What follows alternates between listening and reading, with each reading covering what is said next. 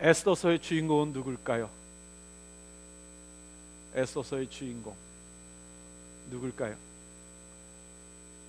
여러분 마음에 드는 사람들이 있으십니까? 물론 에스더서를 전체를 보면 에스더서의 주인공은 분명히 하나님이십니다. 그런데 그 하나님은 그 주인공이라고 말하지 말고 이렇게 모셔놓고 그 다음에 주인공은 누굴까요? 그럼 우리가 네 사람 정도를 꼽을 수 있을까요? 주된 메인 캐릭터가 누구죠? 아하수에로, 그리고 하만, 에스더, 그리고 모르드게, 네 사람을 이야기할 겁니다. 그 중에서 이 아하수에로와 모르드게는 저쪽 편 사람이니까 이 덮어두고, 그리고 얘기하자면 결국 모르드게와 에스더일 겁니다. 그럼 우리가 생각하기에 이 성경은 에스더서니까 에스더가 분명히 주인공일 거다라고 에스더의 이름을 확 머리에 박혀 놓습니다.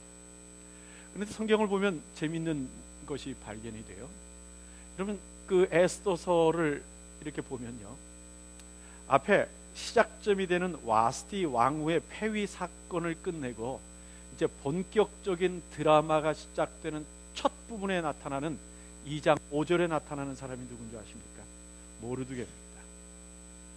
이렇게 생각하면 돼요. 여러분 요즘 영화에 그런 영화 있잖아요. 주로 그렇게 하는 영화가 이 007 007인데, 이 영화가 딱 시작하면 영화의 주인공이 누구냐, 감독이 누구냐부터 나오지 않고 어떻게 해요? 사건부터 나타나요. 그래서 그 사건을 이끌어나갈, 전체를 이끌어나갈 어떤 사건이 먼저 쫙 배경 사건이 나오고, 그 배경 사건을 일단락 지으면서, 뭐 그것이 해피엔딩이고 뭐건 간에 일단락 지으면서 그 다음부터 뭐가 나와요? 이제 그 장면이 싹 바뀌고 주제 음악이 나오면서 그 다음에 그 출연자들, 그리고 뭐 그 수고한 사람들의 이름, 그래서 제작자 그리고 감독의 이름이 다 끝나면 화면이 쫙 바뀌면서 본격적인 영화가 시작을 하죠. 그러니까 1장 1절부터 2장 4절까지 이 에스더서 전체를 아우르는 처음에 시작점이 된, 도화선이 된 그 사건이 딱 끝나면 2장 5절에 들어서 첫사람으로 나오는 사람이 누구냐면 모르드게입니다. 그런데 이 에스더의 10장이 전부 지난 다음에 마지막에 결론을 내는 자리에서 나타난 마지막 사람이 누구예요? 모르드게입니다. 참 재밌죠? 에스더서입니다. 그러면 에스더와 모르드게 둘 중에 누가 메인 캐릭터일까요? 이렇게 나오면 안 되죠. 그렇다고 해서 에스더의 어떤 이 가치나 역량이 줄어드는 건 아니지만, 그러나 재밌게도 이 에스더서는 모르드게의 사건으로 시작해서 모르드게의 사건으로 끝나는 그런 모습을 갖는 것이 이 에스더서가 갖고 있는 특징 중에 하나입니다. 자, 오늘 에스더서가 끝납니다. 우리는 에스더서를 통해서 뭘 배웠을까 하는 생각을 해봐야 합니다.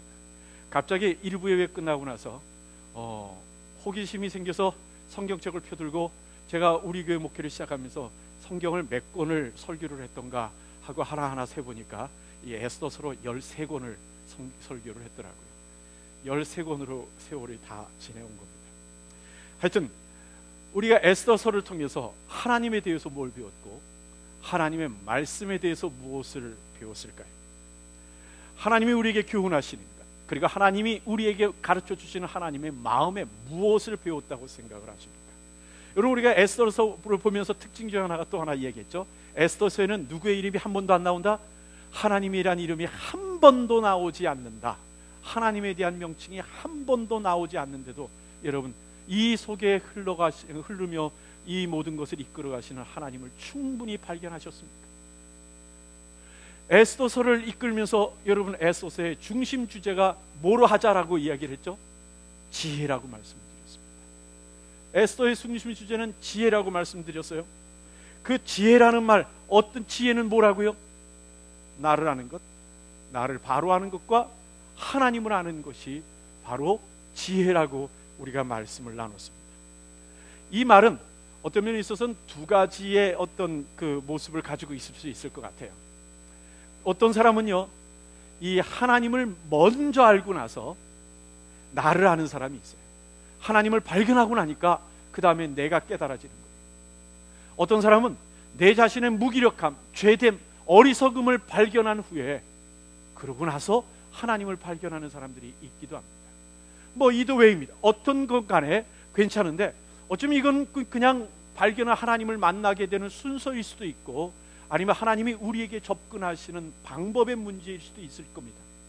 어쩌면 하나님께서는 우리의 상황, 우리의 조건에 따라서, 하나님이 필요에 따라서 이런 것을, 어떤 것을 먼저 쓰시는가 하는 것, 하나님을 먼저 알려주시고 우리를 발견케 하시는지, 아니면 우리의 발견함을 가지고 하나님을 만나게 하시는지는 하나님께서 우리의 상황에 맞춰서 쓰실 거라고 생각을 합니다만, 그러나 이 두 가지를 다 같이 알게 될 때야 우리는 지혜로운 성도가 될 수 있다는 사실. 우리는 이 에스더서를 통해서 하만과 아하수에를 통한 교훈을 배웠습니다. 그 가장 중심에 되는 교훈은 뭘까요? 이 아하수에와 하만에게 있어서 우리가 배우는 가장 중심된 교훈은 내가 누구인지를 알아야 한다라는 사실. 다시 말하면 내가 누구인지를 잊지 말라라는 교훈을 우리는 이 에스더를 통해서 배웠습니다.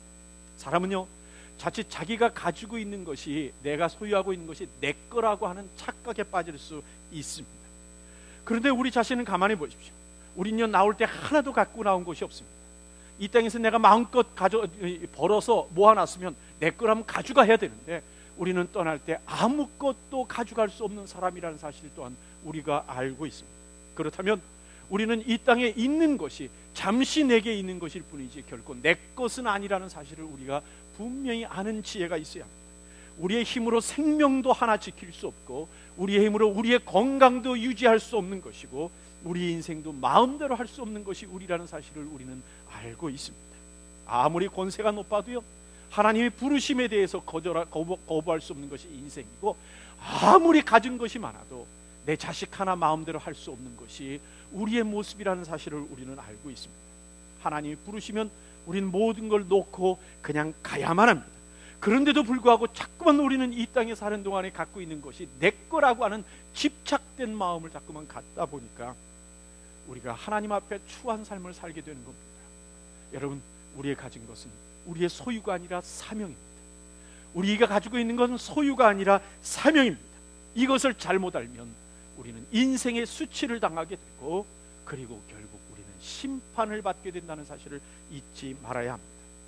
물론 우리가 살아가는 동안에 이 수치가 우리의 인생 가운데 나타나서 우리가 직접 경험하는 것도 있을 수 있지만, 그러나 우리 때가 아니라면 우리 자녀들이 우리들의 욕심으로 인하여 수치를 당하게 되고, 그리고 우리 가족들, 형제들이 불화하게 되고, 그리고 부모와 자식 간의 문제가 생기고 가정에 파괴되는 일들이 있음을 우린 주변의 상황들을 보면서 쉽게 발견할 수 있습니다.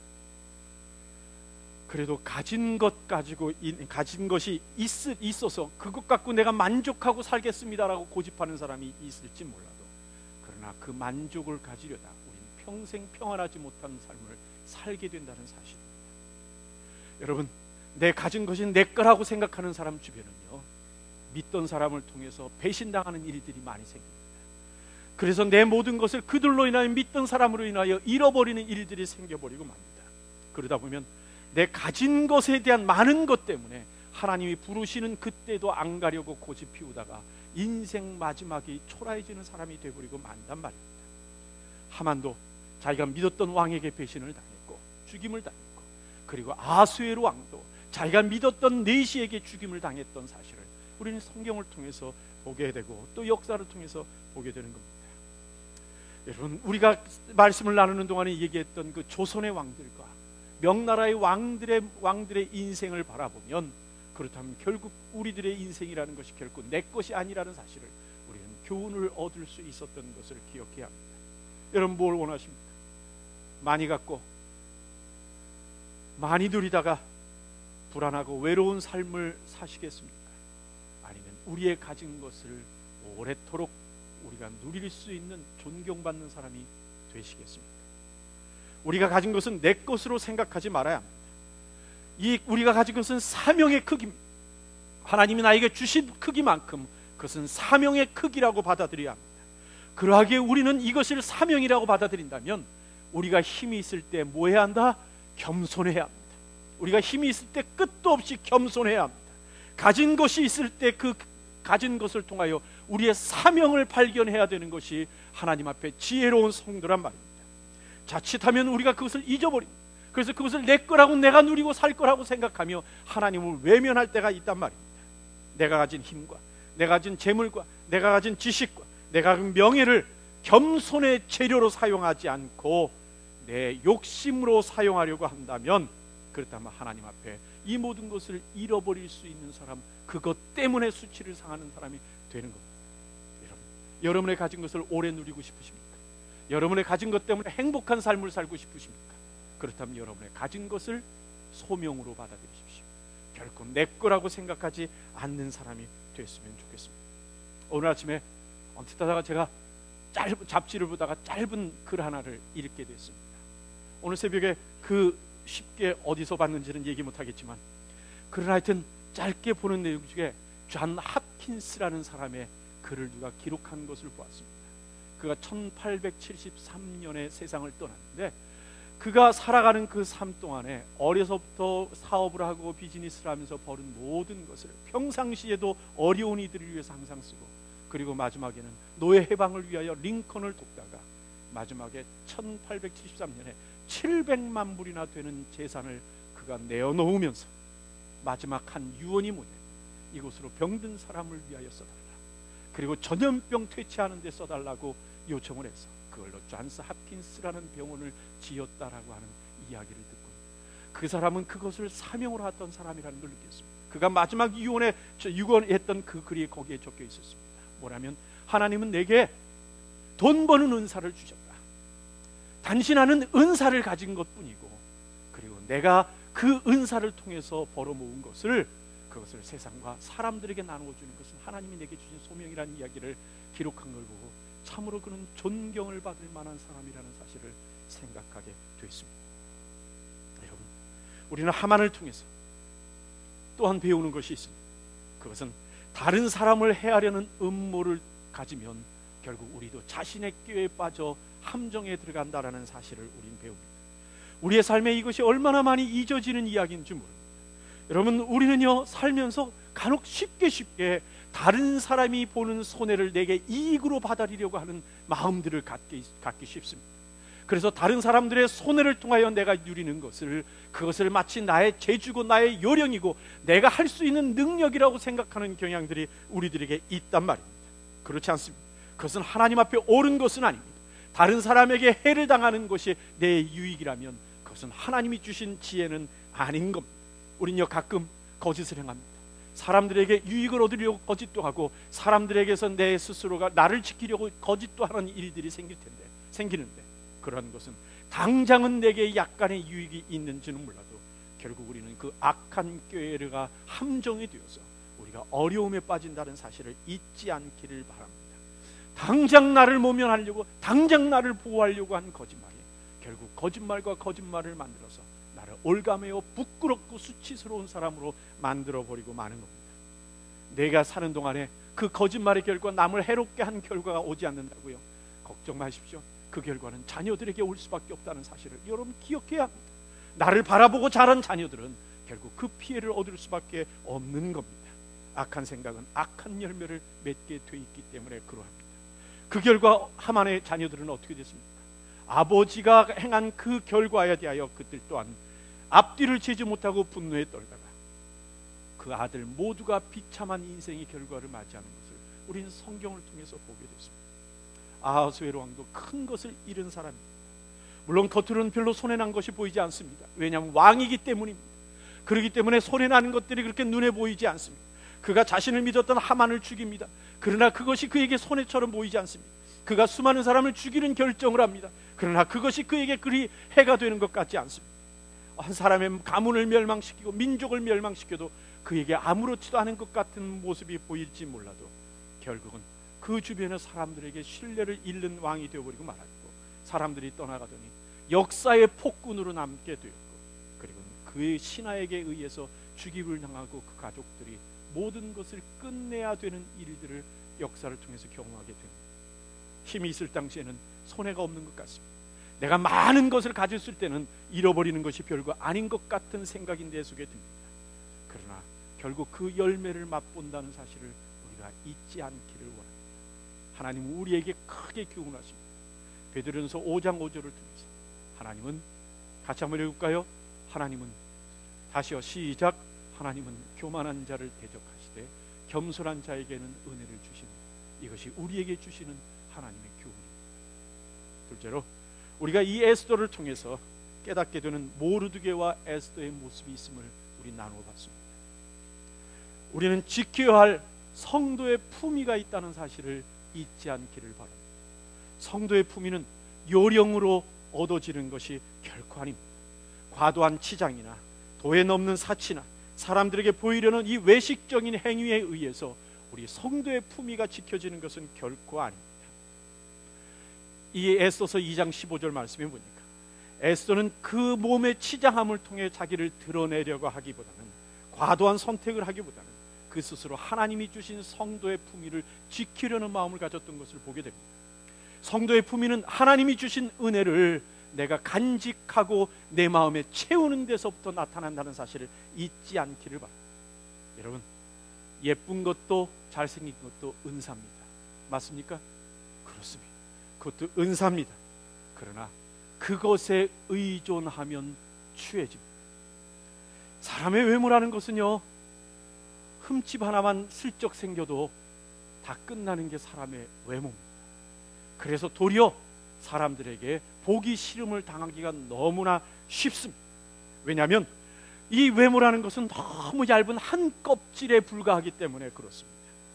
사람이요, 얇은 그 한 껍질에 우리의 인생을 의존하면 그 힘을 지키기 위해서, 그걸 지키기 위해서 우리가 얼마나 추해지는지 모릅니다. 생각합시다. 외모는요, 본질이 아니라 더해지는 겁니다. 그 외모를 본질이라고 생각하지 마십시오. 그것은 더해지는 겁니다. 갑자기 그 생각이 나네요. 어떤 사람이 인터넷에 질문을 했대요. 성형수술을 한 지 얼마 안 됐는데 비행기 타도 되느냐고요. 혹시 올라갔다 터지는 거 아니냐고요. 그랬더니 그것 때문에 찬반 논란이 많이 나오더랍니다. 근데 마지막에 어떤 사람이 도중에 한 글을 썼는데 그 부분에 대해서는 답이 없더래요. 그 내용이 뭐냐면, 그 성형수술을 했는데 여권하고 사진이 다르면 못합니다, 이러고 왔답니다. 지혜는요, 우리의 모든 것을 하나님이 주셨음을 아는 겁니다. 그러하기에 성도는 세상의 힘에 매이지 않습니다. 세상의 힘에 매이면 품위가 떨어집니다. 그래서 성도들은요, 세상에서 받는 보상에 매이지 않습니다. 그렇기 때문에 세상으로부터 받는 은혜와 수고의 결과 때문에 나의 품위를 팔지 않는 것이, 그것이 성도라는 사실을 잊지 않기를 원합니다. 최근에 저는 너무 복잡한 이 교회의 일들 때문에 이런 생각을 해봤습니다. 제가 우리 교회에서 사역한 지 16년입니다. 그리고 우리 교회 오기까지 우리 교회 사역을 위하여 공부한 게 13년입니다. 29년의 공부와 사역을 얼마면 바꿀 수 있을까요? 혼자 그 생각을 해봤습니다.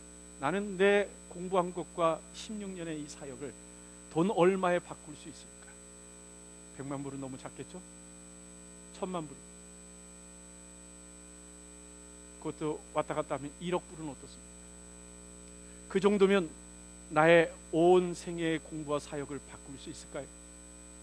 그 정도면 내 그 모든 것을 없던 거로 하면서 끝낼 수 있는 금액일까요? 결국 그렇지 못합니다. 내 하나밖에 없는 인생, 거의 30년의 모든 것, 그것을 어떻게 돈으로 환산해서 매길 수 있습니까? 내게 얼마를 준다고 그 황금 같은 시기에 모든 것을 온 힘을 다해서 쏟은 이 모든 것과 바꿀 수 있느냐 하는 것, 그것과 결코 내가 해온 목표와 바꿀 수 없는 겁니다. 여러분들에게 한번 묻겠습니다.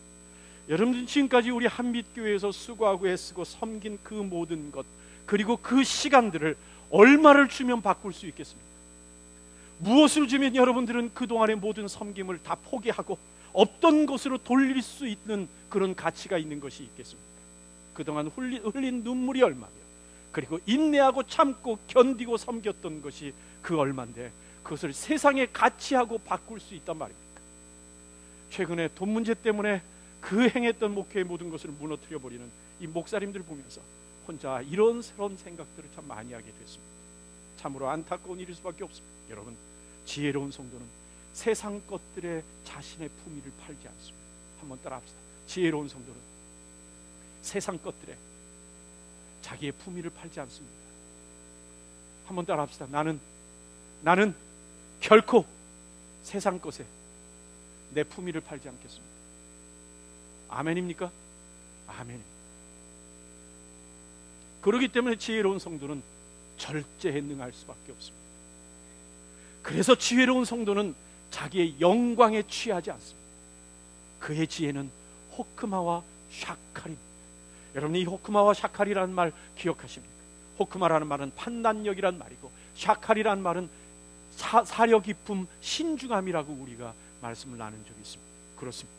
지혜로운 성도는 신중하고 사려 깊은 판단력과 함께 살아가는 성도가 지혜로운 성도라는 사실을 우리는 알고 있습니다. 그 결과 성도는 고난이 왔을 때도 그 고난에 좌절하거나 두려워 떠는 것이 아니라 그 고난에 믿음의 빛을 더하는 사람이 성도입니다. 그 고난의 순간이 왔을 때 그 고난 때문에 믿음의 기초를 더욱 단단히 하게 되고, 그리고 그 고난이 왔을 때 그 고난 때문에 내게 주시는 하나님의 소명을 발견하는 것이, 그것이 성도의 올바른 삶의 모습입니다. 내가 상처를 받았습니까? 내가 어려서부터 어려운 환경 속에서 아픔과 고통 속에 자랐습니까? 그것 때문에 나는 그래 하면서 내 스스로의 인생을 망가뜨리는 것이 아니라, 내가 아프고 고통을 겪었기 때문에 다른 사람의 고통과 아픔을 민감하게 바라볼 수 있고, 그들의 아픔을 동정할 수 있는 마음을 가지고 그들을 도울 수 있는 자가 되어서 열심히 공부해서 상담자가 되고, 그리고 그들을 돕는 일들을 하는 그것이 바로 고난 속에서 얻은 믿음의 사람들, 그리고 지혜로운 성도의 모습이라는 사실. 모르드게는 그 앞에 고난이 왔을 때 그 고난 앞에 좌절하지 않았습니다. 그 고난 때문에 자기의 방법을 바꾸지 않았습니다. 그 고난 때문에 타협하지 않았습니다. 그는 흔들리지 않고 오직 하나님을 의지하는 믿음의 깊이를 더했던 사람이라는 것을 우리는 압니다. 고난이 왔을 때 에스더는 그 고난 앞에서 좌절하지 아니하고 도리어 믿음의 용기를 더했던 사람인 것을 우리는 압니다. 그래서 그는 고난 앞에서 하나님 앞에 금식함으로 부르짖으며, 그리고 일어나 죽으면 죽으리라 하고 왕 앞에 나갔던 믿음의 용기를 보였음을 우리는 성경을 통해서 봅니다. 또한 그가 왕 앞에 나가서 자기의 필요를 구할 때 우리는 기억할 수 있는 에스더의 모습에 기억할 수 있는 단어가 바로 이 호크마와 샤칼이라는 단어. 그는 결코 서두르지 않았습니다. 그는 결코 무례해하지도 않았습니다. 자신에게 주어진 기회를 신중하게 사려 깊게 판단력을 가지고 행함으로 말미암아 그는 모든 것을 얻는 사람이 되게 된 겁니다. 그래서 처음부터 감정적인 분노에 쌓이지 아니하고 왕에게 요구하는 일에 집중하고 몰입하지 아니하고 도리어 왕과 하만을 잔치에 불러서 그들의 마음을 열게 한 후에, 왕의 마음을 연 후에 그가 원했던 모든 것을 그로부터 얻을 수 있었다라는 사실. 여러분, 그렇기 때문에 성도는요, 고난이 왔을 때 침착해야 할 이유가 있는 겁니다. 그것은 그 고난이라는 것이 나만의 일이 아니기 때문에 그렇습니다. 이 고난이라는 것이 나 자신의 일이 아니기 때문에 그렇습니다. 우리가 당하는 고난은 하나님 앞에서 놓여 있는 일입니다. 이것은 하나님과 함께하는 일이지 나만이 겪어야 될 일이 아니라는 사실. 그렇기 때문에 내가 고난에 당했을 때 나를 위해서 준비하시고 나를 위해서 계획하시고 나를 푸른 초정과 실만한 물가로 인도하시는 그 하나님에게 기회를 드리도록, 그분이 하실 수 있는 기회를 드리도록 고난 앞에 침착할 줄 아는 사람들이 되어야 합니다. 만약 내가 고난 앞에 흥분하고 어쩔 줄 몰라 하며 내가 앞서 나간다면 결국 일을 망가뜨려서 해결은 자꾸만 지체될 것이고, 그리고 우리는 모든 것이 해결된 후에도 깨끗하지 못한 결말을 가질 수밖에 없게 된다는 사실. 하나님께서 우리에게 환경의 변화를 주시고 하나님께서 우리에게 그 환경을 통하여 주실 지혜가 있으시다면 우리는 민감하게 그 하나님이 주시는 지혜를 바라보면서 어려움 속에서, 불가능한 현실에서 창조적인 해결책을 찾는 우리가 되기를 원합니다. 그래서 하나님 앞에 민감하게 마음을 열고 기다림으로 하나님이 보여주시는 길을 찾는 사람들이 되기를 진정으로 소원합니다. 왜냐하면 하나님은 우리에게 피할 길을 주신다고 약속하셨기 때문에 그러합니다. 또 에스더를 통해서 우리가 배우는 것이 있습니다. 그것은 그래서 하나님이 우리에게 피할 길도 주시고 감당케 하시고 하나님의 반전을 행하셔서 은혜를 주시는 그때 우리가 승기를 갖게 되고 그리고 어려움에서부터 벗어나게 된 구원의 그때 가져야 될 지혜를 우리는 배웁니다. 그때도 나를 알고 하나님을 아는 것이 지혜의 힘을 깨달아야 합니다. 우리가 구원을 받게 된 것이 우리의 능력이나 힘이 아니라 하나님의 은혜라는 사실을 철저히 마음속에 새기는 겁니다. 그래서 언제나 우리에게 다가온 일에 대해서 은혜를 주신 분을 기억하는 겁니다. 여러분 기억하십니까? 미련한 자는 받은 떡에 몰입하지만 지혜로운 사람은 은혜를 주신 분을 기억한다는 말. 예, 그것이 우리들에게 정말 필요한답니다. 미련한 사람은 고난이 왔을 적에 그 고난의 감정에 떨지만 지혜로운 사람은 고난이 왔을 때 그 고난에 대하여 냉철한 분석력을 가지고 고난의 이유와 고난의 정도를 판단함으로 말미암아 그 가운데 목적하시는 하나님의 마음을 이루어드리는 사람이 되고 그리고 우리에게 좋은 일이 왔을 때도 하나님의 마음을 생각하면서 과도한 욕심을 통하여 그 좋은 것을 다 누리려고 하기보다는 도리어 하나님의 마음에 기쁨을 드릴 수 있는 것을 하나 얹어 드리는 지혜가 있는 사람들, 이것이 하나님의 지혜로운 성도라는 사실입니다. 우리가 영광에 취하면, 우리가 우리의 좋은 일에 취하면, 우리가 누릴 것에 취하면 우리는 좋은 일을 아픔으로 바꿔놓게 됩니다. 우리가 영광에 취하고 욕심에 취하면 우리는 아름다운 것을 혼란함으로 바꿔놓는 사람이 되어버리고 마는 겁니다. 고난의 때도 겸손해야 하지만 좋은 일이 내가 다가왔을 때 더욱 겸손한 사람들이 되어서 하나님의 은혜를 넉넉히 누리는 그릇으로 변하는 여러분들, 키워가는 여러분들이 되기를 진정으로 소원합니다. 마지막으로 우리가 모르드게를 통해서 배우는 지혜가 하나 있습니다. 그 지혜는 우리가 힘을 갖게 되었을 그때 그 힘을 자신을 위하여가 아니라 소명을 위하여 쓰는 사람이 되어야 한다라는 사실입니다. 10장 3절 말씀을 한번 읽어봅시다. 같이 한번 읽을까요? 시작. 유다인 모르드게가 아하수에로 왕의 다음이 되고 유다인 중에 존대하여 그 허다한 형제에게 괴물 받고 그 백성의 이익을 도모하여 그 모든 종족을 안위하였다. 이에 모르드게는 아하수에로 왕의 다음 높은 사람이 되었습니다. 유대인들의 존귀함을 받았습니다. 모든 주변 사람들에게 사랑을 받는 사람이 되었습니다. 여러분, 무엇을 그가 행했기 때문에 그렇게 사랑받는 사람이 되었을까 하는 겁니다. 그건 다른 거 아닙니다. 그가 총리 대신이 됐을 때 그가 섬기는 페르시아 백성들의 이익을 도모하는 사람이 됐기 때문에 사랑받는 사람이 된 겁니다. 그가 페르시아의 총리가 되었을 때 자기 종족만을 위한 사람이 아니라 모든 종족에게 공평하게 유익을 나누어 주는 사람이 되었기에 그들의 평안을 위하여 사용하는 자신을 사용했기에 그는 존경을 받는, 사랑을 받는 사람이 됐던 겁니다. 편협하거나 자기중심적이거나 또는 나 자신을 위하여 권력을 쓰는 것이 아니라 공평무사한 사람이 된 겁니다. 공평하고 자신을 위하여 사욕을 위해서 사용하지 않는 사람이 된 겁니다. 그래서 하만처럼 높음을 부를 위하여 쓰거나 높음을 자신의 사적 감정을 위하여 사용하는, 그래서 국민을 이용하고 왕들을 이용하는 악한 지도자가 아니라 하나님 앞에서 모든 이들에게 자신을 통해서 그들이 유익을 누리도록 자기를 내어주는 지도자가 된 겁니다. 다시요, 모든 섬기는 이들이 자신을 통하여 유익을 누리도록 자신을 내어준 지도자가 된 것이 바로 모르드게란 말입니다. 물론 모든 민족에게 유익을 준다는 이 말이, 모든 민족에게 공평하게 행한다는 이 말이 그들의 우상 숭배도 할 수 없이 같이 가서 같이 해야 된다라는 것을 말하는 것은 아닙니다. 여러분, 우리가 기억할 게 있습니다. 우리가 공평하게 모든 사람을 대하고 모든 사람의 유익을 위하여 수고할 때 세상은 도리어 우리가 믿는 믿음을 우리가 지켜나가기를 보호해 준다는 사실을 잊지 않기를 바랍니다. 왜냐하면 우리의 성실, 우리의 정직, 우리의 애씀, 우리의 헌신이 바로 우리의 믿음을 가지고 있는 것에서부터 나온다는 사실을 그들이 알기 때문에 그들이 우리의 믿음을 지켜주기를 원한다는 사실입니다. 내게 주어진 힘이 있고 내게 명예가 있고 내게 재물이 있고 내게 시간이 있다니 여러분, 그것을 사명을 위하여 쓰는 사람들이 됩시다. 그것이 재물을 가지고도, 그것이 높은 자리에 가서도 모든 사람 앞에 존대함을 받고 그리고 모든 사람의 사랑을 받는 사람이 되는 길입니다. 말씀을 맺겠습니다.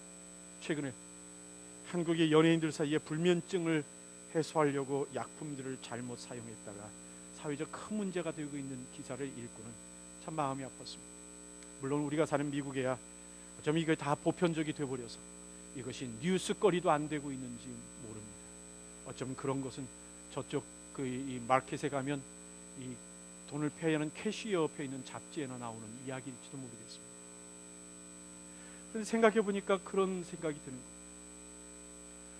자신이 누리고 있는 이것이 어디로부터 왔고 그리고 자신이 누군지도 모르는 너무 젊은 사람들이 모든 사람이 우러러보는 자리에 올라가고 나니까 그것이 도리어 그들을 망치고 있는 결과를 가져온다라는 생각이 든 겁니다.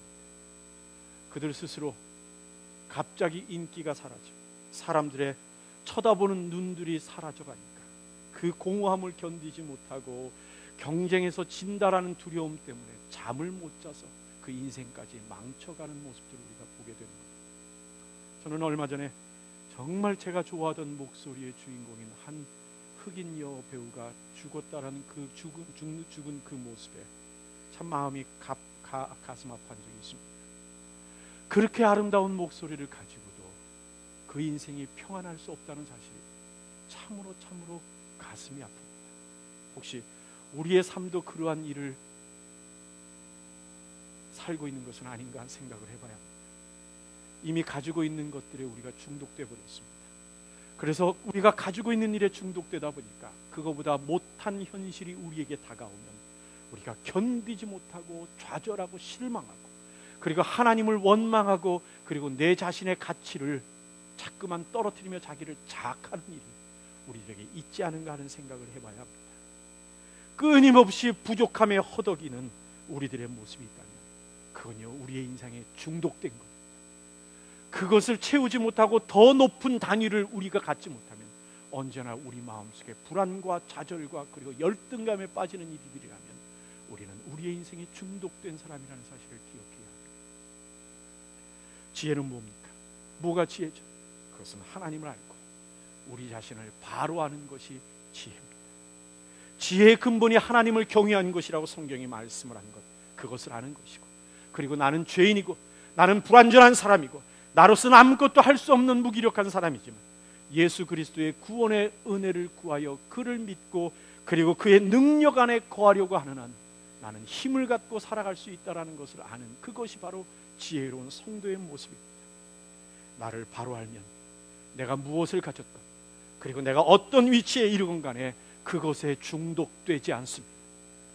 내가 누릴 수 있는 자격이 없다는 사실을 내가 발견하고 그것이 하나님의 은혜인 줄 알기 때문에 내가 내 자신에게 중독되지 않는 겁니다. 하지만 지혜를 잃으면 그 위치가 어디에 있건 내가 무엇을 가지고 있건 간에 그 모든 것은 우리의 인생에 독이 된다는 사실을 잊지 않는 우리가 되기를 원합니다. 여러분 지혜가 뭐라고요? 지혜가 뭐라고요? 하나님을 알고 그리고 나를 바로 아는 겁니다. 세상에 그 반쪽도 안 되는 그 작은 지식들과 나의 알물 지혜라고 스스로 만족하고 살아가는 우리들이 아니라 하나님의 지혜를 소유한 성도들 되기를 진정으로 소원합니다. 한번 따라합시다. 지혜는 하나님을 알고 나를 바로 아는 겁니다. 다시요. 지혜는 하나님을 알고 나를 바로 아는 겁니다. 한번 옆에 사람과 얘기합시다. 지혜는 하나님을 알고 나를 바로 아는 겁니다. 그래서 나는 지혜로운 사람이 됩니다. 아멘. 아멘이십니까? 우리 같이 한번 기도하겠습니다.